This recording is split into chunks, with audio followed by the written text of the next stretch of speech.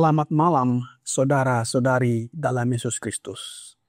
Selamat bertemu kembali dalam renungan malam. Ye shall receive power, atau engkau akan menerima kuasa, oleh Ellen G. White, tanggal 13 Agustus 2025. Mari kita berdoa. Bapa kami yang di sorga, satu-satunya Allah yang benar, yang kami sembah melalui anak-Mu yang tunggal, Yesus Kristus. Pada malam ini, kami bersyukur dan berterima kasih oleh sebab penyertaan dan perlindungan Bapa sepanjang hari hingga malam ini dalam aktivitas dan pekerjaan kami. Mohon karuniakan Roh Yesus Kristus dalam hati kami, sehingga dapat mengerti firman-Mu dan menghidupkannya dalam kehidupan kami sehari-hari. Sertalah dengan kami sepanjang malam ini, ya Bapa. Kami persembahkan doa ini di dalam nama Yesus, Tuhan dan Juru Selamat kami. Amin. Renungan malam ini akan dibacakan oleh Saudari Abigail Silitonga. Kepada Saudari Abigail, kami persilahkan. Renungan kita pada malam ini, tanggal 13 Agustus 2025, berjudul Untuk Menetapkan Kebenaran Alkitab. Ayat inti kita terdapat dalam Efesus 1 ayat 17. Dan meminta kepada Allah Tuhan kita Yesus Kristus, yaitu Bapa yang mulia itu, supaya Ia memberikan kepadamu roh hikmat dan wahyu untuk mengenal Dia dengan benar. Kebenaran-kebenaran yang telah terungkap secara berurutan, seiring kita melangkah di sepanjang garis nubuat yang diwahyukan dalam firman Allah, adalah kebenaran yang suci dan kekal saat ini.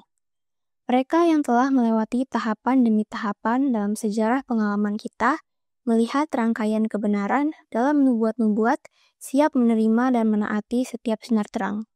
Mereka berdoa, berpuasa, mencari, menggali kebenaran seperti mencari harta karun yang tersembunyi, dan Roh Kudus kita tahu sedang mengajar dan membimbing kita. Banyak teori yang diajukan seolah-olah kebenaran, tetapi begitu bercampur dengan ayat-ayat Alkitab yang disalah tafsirkan dan diterapkan secara keliru sehingga mengarah pada kesalahan-kesalahan yang berbahaya. Kita tahu betul bagaimana setiap poin kebenaran ditegakkan, dan materainya dimeteraikan oleh Roh Kudus Allah. Dan sepanjang waktu terdengar suara-suara, inilah kebenarannya. Aku memiliki kebenaran, ikutilah aku. Namun peringatan datang, janganlah kamu mengikuti mereka. Aku tidak mengutus mereka, tetapi merekalah yang berlari. Yeremia 23 ayat 21. Tuntunan Tuhan sungguh nyata, dan wahyunya tentang apa itu kebenaran sungguh menakjubkan. Poin demi poin ditetapkan oleh Tuhan Allah surga. Apa yang dulu adalah kebenaran, kini juga merupakan kebenaran. Namun, suara-suara itu tak henti-hentinya terdengar. Inilah kebenaran. Aku memiliki terang baru. Namun, terang-terang baru ini dalam garis-garis nubuat nyata, dalam penerapan firman yang salah, dan membiarkan umat Allah terombang-ambing tanpa jangkar yang menopang mereka. Jika pelajar firman mau menerima kebenaran yang telah Allah nyatakan dalam tuntunan umatnya, dan menerapkan kebenaran ini, mencernanya, dan menerapkannya dalam kehidupan nyata mereka, mereka akan menjadi saluran terang yang hidup. Namun, mereka yang telah bertekad untuk mempelajari teori-teori baru memiliki campuran kebenaran dan kesalahan, dan setelah mencoba menonjolkan hal-hal ini, telah menunjukkan bahwa mereka belum menyalakan lilin mereka dari mezbah ilahi, dan lilin itu telah padam dalam kegelapan. Dikutip dari Manuscript Releases, volume 17, halaman 4 dan 5. Demikianlah bacaan renungan kita pada malam ini. Terima kasih dan Tuhan Yesus memberkati. Terima kasih atas penata layanan Saudari Abigail. Tuhan Yesus memberkati. Renungan malam ini selengkapnya ditulis di dalam manuskrip Releases volume 17 nomor 1236 dan 1237 tanggal 8 November 1896. Tulisan ini merupakan sebuah kesaksian atau teguran rohani serta menyampaikan peringatan terhadap ajaran dan pandangan yang dianut oleh John Bell yang dianggap menyimpang karena mencampur adukan antara kebenaran dan kesalahan. Sebagaimana kita ketahui bahwa Alkitab adalah firman Allah, kebenaran sejati yang diilhamkan oleh Allah kepada para penulis dan nabi. Alkitab adalah fondasi iman kita. Kita menolak jika itu bukan dari Allah. Dalam ayat inti memberikan dasar rohani kepada kita bahwa hikmat dan wahyu hanya datang dari Allah. Efesus 1 ayat 17. Nyonya White mengatakan bahwa teori-teori John Bell menghancurkan fondasi atau dasar imannya serta umat pada saat itu, sebagaimana dituliskan di dalam manuskrip Releases volume 17 halaman 16 paragraf 1. Terang yang Allah berikan kepada saya adalah bahwa kitab suci yang telah Anda jalin sendiri tidak sepenuhnya Anda pahami. Jika Anda memahaminya, Anda akan menyadari bahwa teori-teori Anda telah menghancurkan fondasi iman kita. Teori-teori John Bell menghancurkan fondasi iman. Apa teori-teorinya yang menghancurkan fondasi iman?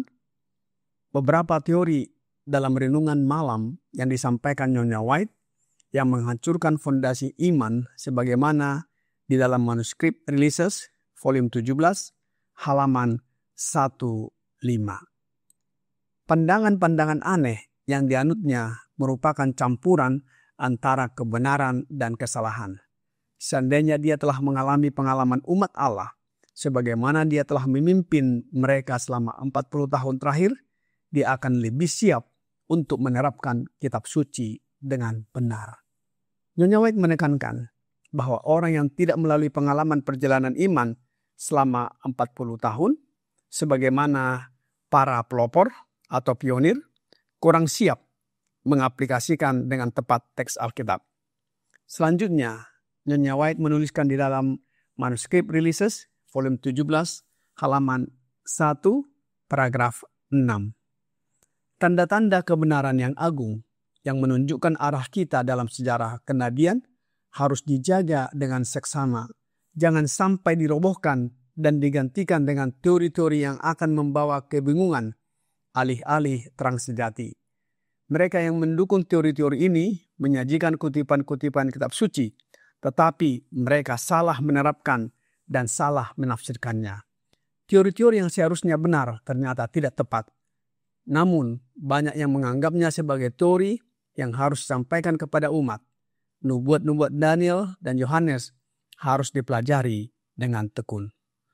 Banyak teori keliru yang dikemukakan, meski tampak relevan dengan teks kitab Daniel dan Wahyu, karena disalahgunakan dan ditafsirkan secara keliru. Nyonya White menuliskan selanjutnya di dalam manuskrip Releases volume 17 halaman 6 paragraf 1. Pewartaan pekabaran malaikat pertama, kedua, dan ketiga telah ditemukan oleh firman ilham. Tak ada patok atau peniti yang boleh disingkirkan. Tak ada otoritas manusia yang lebih berhak mengubah lokasi pekabaran ini daripada mengganti perjanjian lama dengan perjanjian baru.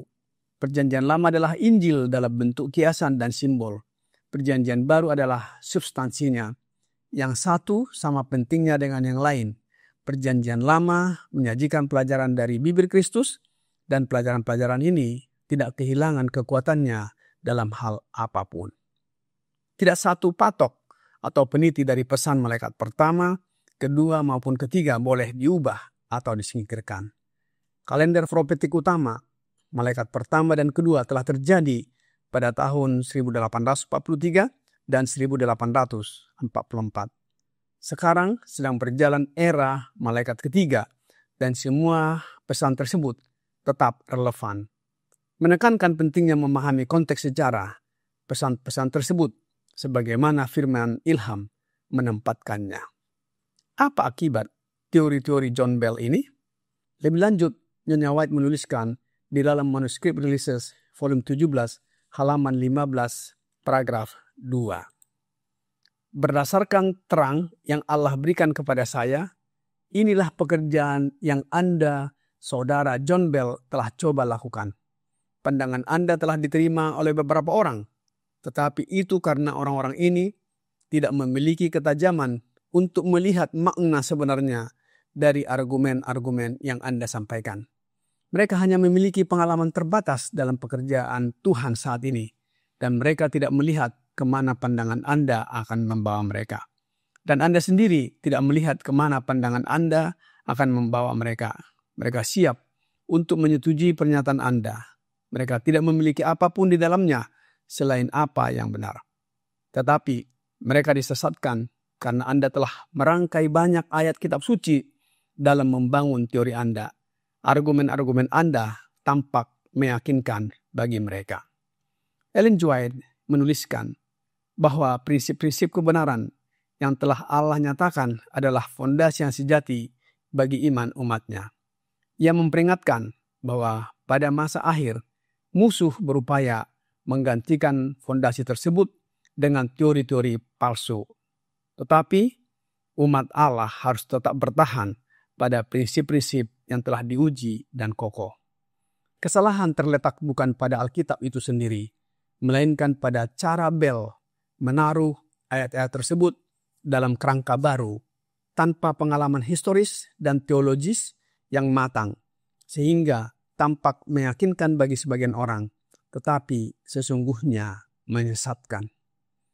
Di dalam buku Selected Messages, volume 1, halaman 201, paragraf 2, Nyonya White berkata, sebagai umat, kita harus berdiri teguh di atas mimbar kebenaran abadi yang telah melewati ujian dan pencobaan. Kita harus berpegang teguh pada pilar-pilar iman kita yang teguh. Prinsip-prinsip kebenaran yang telah Allah nyatakan kepada kita adalah satu-satunya fondasi sejati kita. Prinsip-prinsip itu telah membentuk kita sekarang ini. Berlalunya waktu tidak mengurangi nilainya. Musuh terus-menerus berupaya menyingkirkan kebenaran-kebenaran ini dari tempatnya dan menggantikannya dengan teori-teori palsu. Ia akan mengerahkan segala cara yang mungkin untuk melaksanakan rencana-rencana tipu dayanya. Namun, Tuhan akan membangkitkan orang-orang yang memiliki persepsi tajam yang akan menempatkan kebenaran-kebenaran ini pada tempatnya yang semestinya dalam rencana Allah. Dalam tulisan ini, Nyonya White menggunakan ilustrasi sebuah platform yang kokoh. Disebutkan di sini platform diterjemahkan mimbar, dibangun oleh Allah dan tidak boleh digoyahkan. Ini adalah gambaran dari fondasi iman yang tidak boleh diubah atau disingkirkan sedikit pun. Dalam tulisan lainnya, Nyonya White di dalam Early Writings, halaman 258, paragraf 3, berkata, Allah telah menuntun mereka selangkah demi selangkah. Mereka di sini adalah tulisan-tulisan Nyonya White dan juga Alkitab, sehingga ia menempatkan mereka di atas panggung yang kokoh dan tak tergoyahkan. Saya melihat orang-orang mendekati panggung dan memeriksa fondasinya. Beberapa orang dengan gembira langsung melangkah ke atasnya.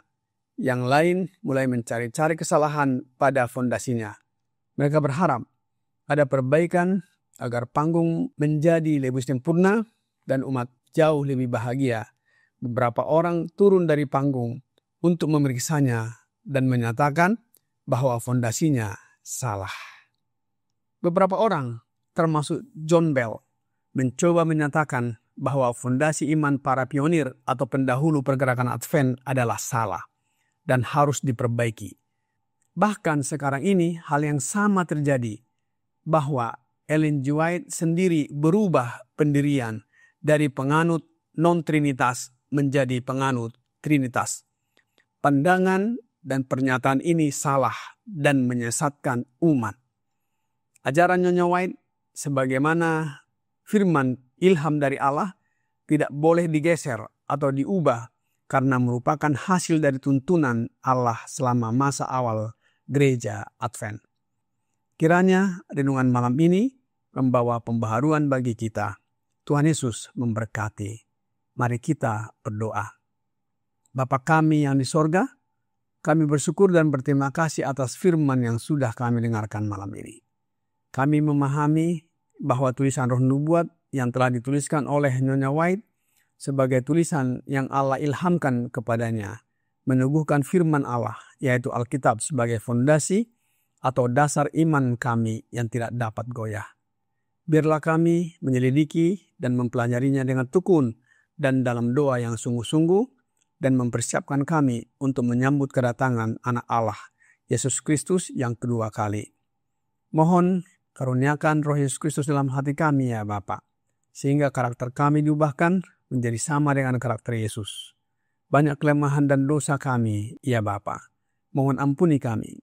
Kami persembahkan doa ini hanya melalui Anak-Mu yang tunggal, Yesus Kristus, Tuhan dan Juru Selamat kami. Amin.